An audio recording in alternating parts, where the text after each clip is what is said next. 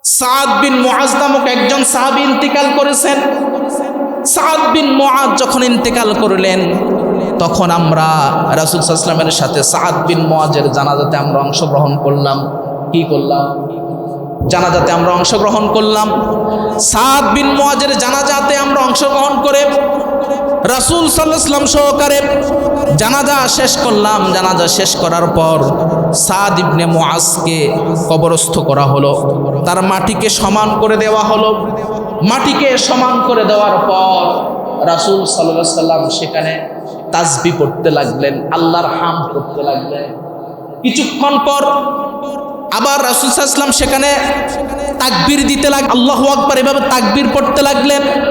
তখন জাবের রাদিয়াল্লাহু তাআলা আনহু বললেন, আমরা রাসূলকে প্রশ্ন করেছিলাম, ইয়া রাসূলুল্লাহ, ইয়া হাবিবাল্লাহ, আপনি সাদ বিন মুআজের কবরে আপনি জানাজা দিলেন, জানাজা শেষ করলেন, দাফন কাফন করা হলো, মাটিতে রেখে তার মাটিকে সমান করে দেওয়া হলো, আপনি হামদ পড়তে লাগলেন, আপনি তাকবীর পড়তে লাগলেন, কিন্তু এইটা কেন করলেন? তখন রাসূল বললেন, এরে আমার সাহাবারা শুনে রাখো, শুনে রাখো, এরে আমার সাহাবারা শুনে রাখো, হাদাল আব্দুস সালিহি কবরুহু হাত্তা ফাররাজাহুল্লাহু আনহু, আল্লাহর প্রিয় বান্দার কবরটাকে আল্লাহ তাআলা সংকীর্ণ করে দিয়েছে। এগুলা পড়ার কারণে আল্লাহ তাআলা এই কবরটাকে আল্লাহ তাআলা প্রশস্ত করে দিয়েছেন। সুবহানাল্লাহ পড়েন। সাদ বিন মুআজ কিন্তু সাধারণ কোনো ব্যক্তি ছিলেন না। সাদ বিন মুআজ একদম জলিল কদর সাহাবী ছিলেন, সাধারণ কোনো সাহাবীও ছিলেন না, একজন উচ্চ তবকার উচ্চ মানের সাহাবী ছিলেন। কি ছিলেন? জলিল কদর সাহাবী ছিলেন। সেই সাদ ইবনে মুআজের মৃত্যুতে হযরত ওমর রাদিয়াল্লাহু তাআলা আনহু বর্ণনা করেন, আন ইবনে ওমর রাদিয়াল্লাহু তাআলা আনহু قال رسول الله صلى الله عليه وسلم هذا الذي تحرك له العرش هذا الذي تحرك له العرش। হযরত ওমর রাদিয়াল্লাহু তাআলা আনহু বর্ণনা করেন, রাসূল সাল্লাল্লাহু আলাইহি ওয়াসাল্লাম ইরশাদ করেছেন, সাদ বিন মুআজ যখন ইন্তেকাল করেছেন, সাদ বিন মুআজ যখন মারা গেছেন, হাদাল্লাযী তাহাররাকা লাহুল আরশ, আল্লাহ তাআলার আরশ পর্যন্ত কেঁপে গিয়েছিল তার মৃত্যুর শোকে। সুবহানাল্লাহ পড়েন। এরকম একজন সাহাবী ছিলেন, এটা নাসাই শরীফের বর্ণনা।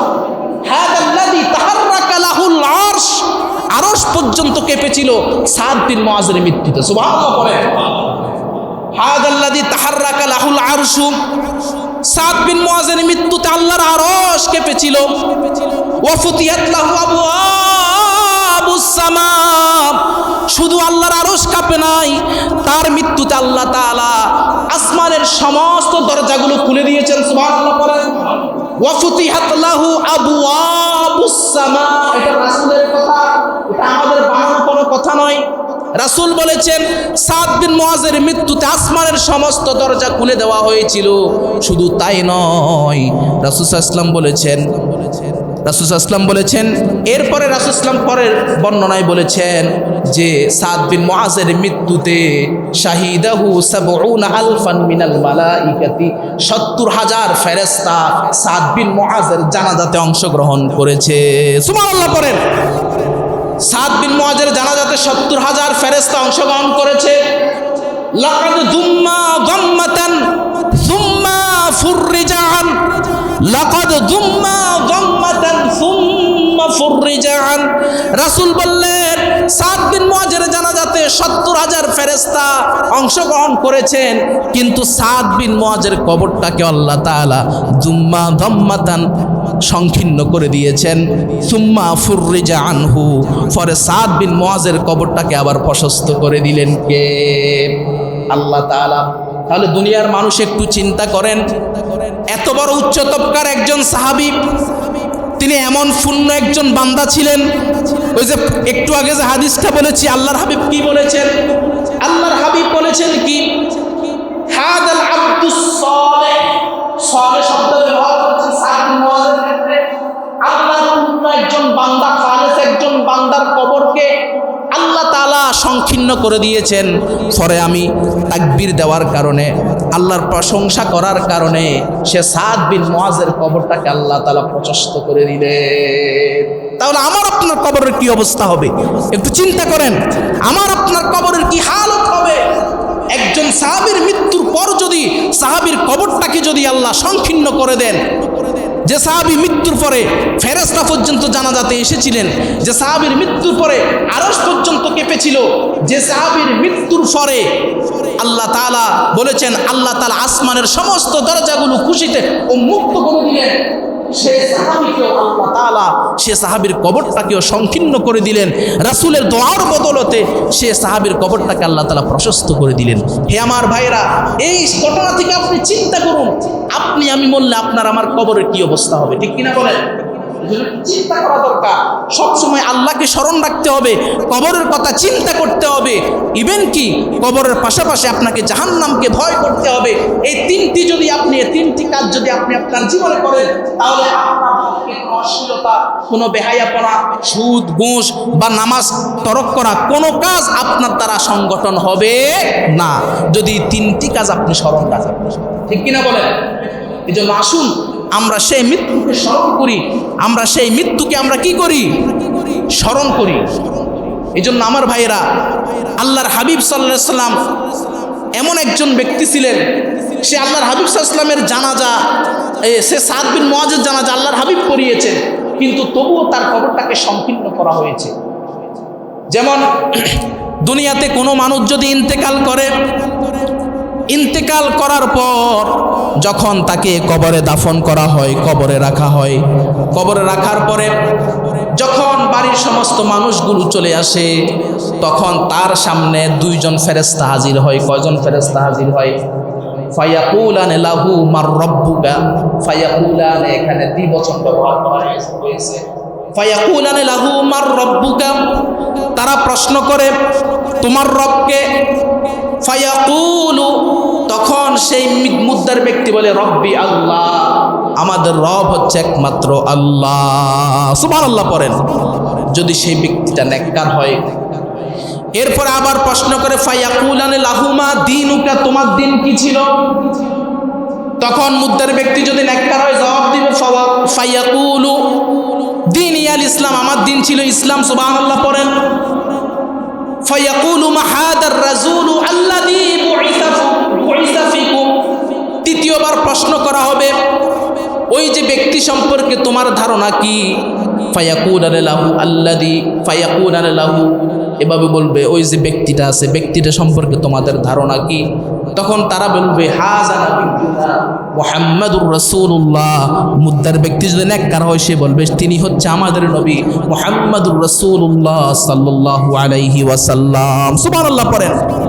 যখন এই তিনটা উত্তর দিয়ে দিবেন, তখন হাদিস শরীফের মধ্যে এসেছে আসমান থেকে একজন ফেরেশতা ঘোষণা করবে, ওহে আল্লাহর বান্দা, তার জন্য আসমান থেকে জান্নাতের পোশাক তাকে পরিয়ে দাও, তার জন্য জান্নাতের বিছানা তার জন্য বিছিয়ে দাও, এবং কি জান্নাতের দরজা তার কবর থেকে উন্মুক্ত করে দাও, তার কবরকে প্রশস্ত করে দাও, সে যেন এখান থেকে কবর থেকে যেন সে জান্নাতের সুঘ্রাণ পেতে থাকে। এইভাবে সে কিয়ামত পর্যন্ত সেখানে অবস্থান করতে থাকবে, যেভাবে বাসর ঘরে একটা ধুলা অবস্থান করে। সুবহানাল্লাহ পড়েন। যখন একজন কাফের মৃত্যুবরণ করে, বদকার মৃত্যুবরণ করে, ফায়াকুলানে লাহু মার রব্বুকা, তাকে প্রশ্ন করা হবে তোমার রব কি? সে বলবে হা হা লা আদরি, আমি তো জানি না। ফায়াকুলানে লাহু মা দীনুকা, তোমার দিন কি? ফায়াকুলু হা হা লা আদরি, আমি তো জানি না। ফায়াকুলু মা হাদার রাজুলু আল্লাযী বুইসা ফীকুম, ওই ব্যক্তি সম্পর্কে যাকে আমি প্রেরণ করেছি সে তোমার কি হয়, বা তোমার ওই ব্যক্তি সম্পর্কে তোমার ধারণা কি?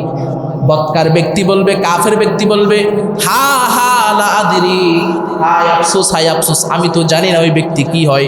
তখন তাকে বলা হবে, উপর থেকে একজন ঘোষণাকারী বলবে তাকে জাহান্নামের পোশাক পরিয়ে দাও, জাহান্নামের বিছানা তার কবরে বিছিয়ে দাও, এবং জাহান্নামের সাথে তার কবরকে কানেক্টেড করে দাও, সেখান থেকে জাহান্নামের হাওয়া আসবে, এভাবে তুমি তাকে শাস্তি দিতে থাকো।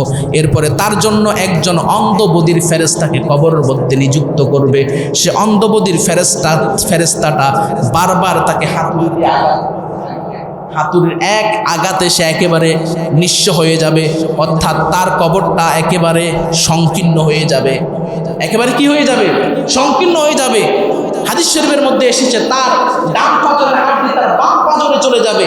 এমনটা অবস্থায় অন্ধবধির তাকে একটা হাতুড়ি দিয়ে আঘাত করবে, এই আঘাতের কারণে সে একেবারে মৃত্যুবরণ করবে। আবার তাকে জীবিত করা হবে, আবার সেই হাতুড়ি দিয়ে আঘাত করবে। সে হাতুড়ির আঘাতের চিৎকার যে করে, সে চিৎকারের আওয়াজ দুনিয়াতে মানুষ এবং জিন ছাড়া পশু পাখি যত কিছু আছে সব কিছু শুনতে পারে। ইল্লা অর্থাৎ মানুষ আর জিন ছাড়া সবাই তার চিৎকার শুনতে পারে। এমন এক অবস্থা হবে কবরের জগতে। এজন্য আমার ভাইয়েরা, কবরের চিন্তা আপনাকে করতে হবে। এখন এখানে একটা প্রশ্ন আসতে পারে যে আল্লাহ তাআলা তো এখানে আরবিতে প্রশ্ন করবে। কিসে প্রশ্ন করবে? এখন গ্রাম অঞ্চলের মধ্যে তো অনেকে আরবি জানে না, অনেকে কি জানে না? আরবি জানে না, ঠিক কিনা? আবার তৎকালীন আরব দেশে দেখা যায় অনেক কাফির মুশরিকেরা ভালো আরবি জানতো। এখন আরবিতে প্রশ্ন করলে তো তার আরবি দিয়ে দেওয়া দরকার, ঠিক কিনা বলেন? কিন্তু আসলে সেখানে আরবির সাথে কানেক্ট না, সেখানে কানেক্ট হচ্ছে নেককার বান্দার বদকার বান্দা, ঠিক কিনা বলে? যদি কোনো মানুষ নেককার বান্দা হয় তাহলে সে অবশ্যই জবাবগুলো সঠিকভাবে দিতে পারবে, আর যদি সে বদকার হয় তাহলে অবশ্যই সে জাহান্নামের স্থানে অবস্থান করতে হবে এবং তার জন্য জাহান্নাম অবধারিত, ঠিক কিনা বলেন? এই জন্য আমার ভাইয়েরা, আসুন আমরা যেন কবরকে ভয় করতে পারি, সেই কবরের কথা চিন্তা করে যেন আমরা আমাদের জীবনকে সামনে অগ্রসর করতে পারি। আমি আমার আলোচনায় যে কথাগুলো বলেছি, আল্লাহ সুবহানাহু ওয়া তাআলা যেন আমাকে সহকারে আমাদের সবাইকে আমল করার তৌফিক দান করে। আমরা সকলে পড়ি আমিন।